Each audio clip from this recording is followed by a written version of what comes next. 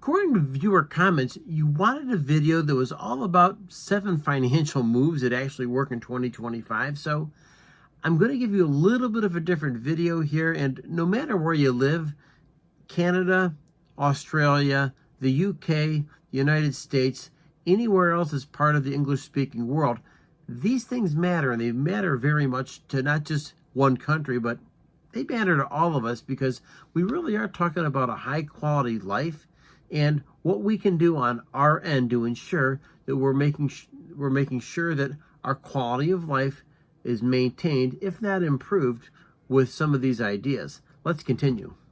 So today we're talking about practical, no hype, personal finances, and make sure that we understand middle class in particular. If you're wealthy, super wealthy, hey, God bless you, that's wonderful. Chances are you're not watching this channel, and if you are, once again, I'm always interested in your insights, as is anybody else here on this channel. They like to hear from the experts. We do have a very affluent and a very educated group that watches this channel, so I'm curious what you're going to say and what your reactions will be. And once again, they're deeply appreciated in comments. And remember, hit like, hit subscribe. Simple fact, the YouTube algorithm loves it and it does wonders for this channel. So let's continue. Forget FIRE, forget TikTok traders. These are 7 financial moves that actually work for real people in 2025, like real people just like us. The Middle Class Playbook, 7 smart money moves in 2025. And once again, I am not a financial expert, but what I am is somebody who has some ideas about what moves we could be making. And I throw these out to the audience because you guys have some really, really amazing insights. And with those insights comes a deeper understanding of how to play our cards when you're in the middle class right here on Main Street, right?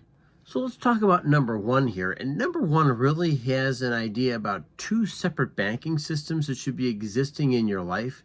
And maybe a deeper insight would mean that you have one system that's in place, and that's for you paying your bills, right? And let's face it, we all have bills to pay. That's part of living, right? And it's part of the ability to sustain ourselves. But the other banking system that you should have is a different system, maybe even a completely different account that really takes care of the goals that you have. And those goals might be financially, or they might need finances to help get you there. So let's keep that in for step number 1. Number 2, let's talk about term insurance. Whole life insurance, unless income protection. These are really important things here to keep in mind as well. I know in the United States, life insurance policies are non-taxable.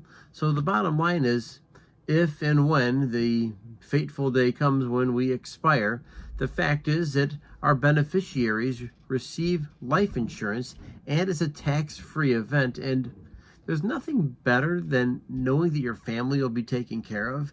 Now, of course, we do everything we possibly can on this channel to stay healthy, whether it's mentally healthy, physically healthy, spiritually healthy. But the fact of the matter is, a life insurance policy is really part of the overall plan that we should have in place here as well. Let's move on. Number 3, let's talk about a living trust, some kind of a will that's in place, because the bottom line is we all need to be prepared for an event that will eventually take place. And an online will is an option. I'm not giving you a specific place to get this will done, but the bottom line is you need to save time, save money, save time in court, but make sure that there's really a plan, a succession plan for your finances moving forward, because I'm here to tell you, I've seen one mess after another, and maybe you've even witnessed these or participated in them in yourself, where you've seen an estate that's not planned, and it becomes a god-awful mess, arguing, and of course, oftentimes the government gets their dirty paws on those assets, and it's a scary thought as well. Number 4, dividend ETFs. Just a couple things here to throw out there to you, because a couple of ETFs that are really worth following are the JEPI, the SCND, the VDY. Those are, of course, FOMO stocks.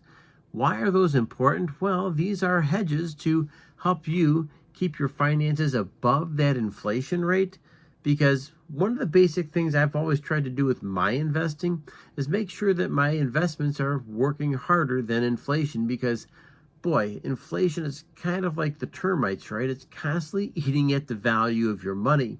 And if you have a plan in place where you're actually at least keeping up with inflation, and that's at the bare minimum, preferably really investing in taking advantage of big market swings to the upside, then I get it.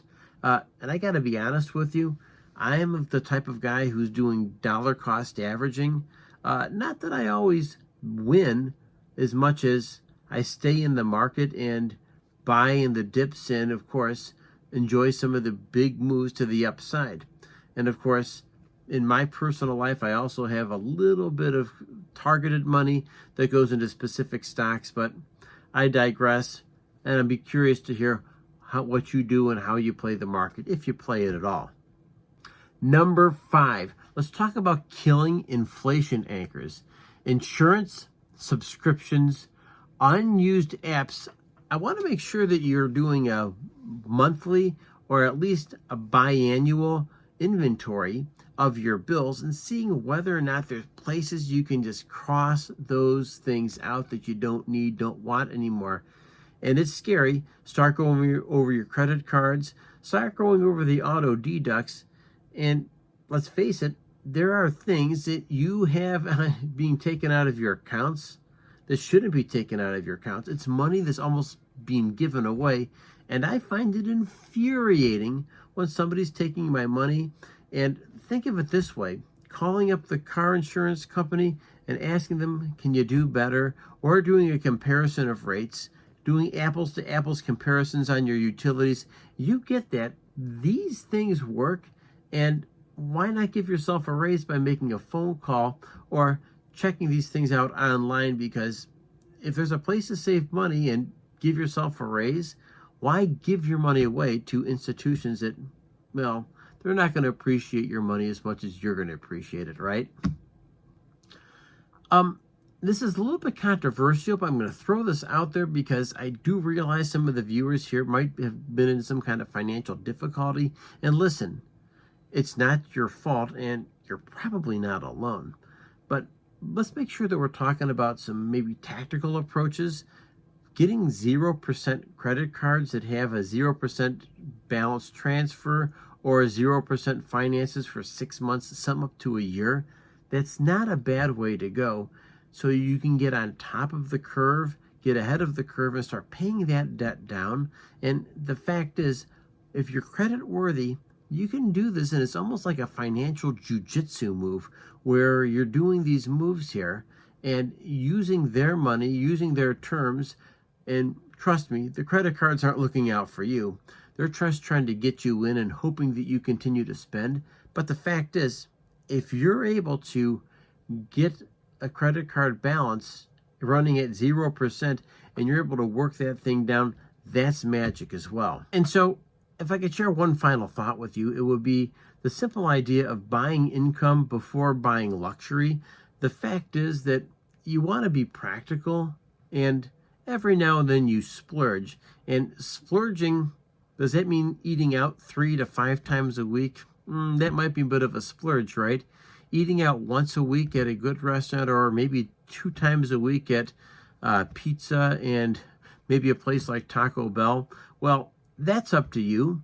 But the fact is, be judicious in your spending, because you work really hard for your money.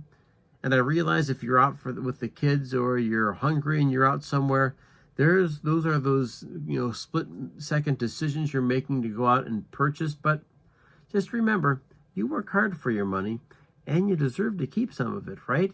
And I'd much rather see you holding on to this and use that money to do something special for yourself, as opposed to, well, frivolous spending, right?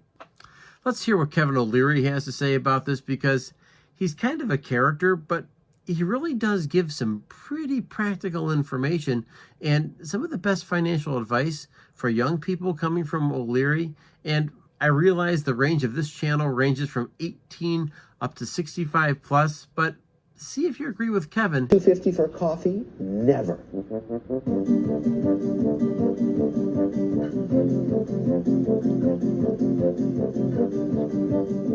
Never do I do that. Never. That's such a waste of money for something that costs 20 cents.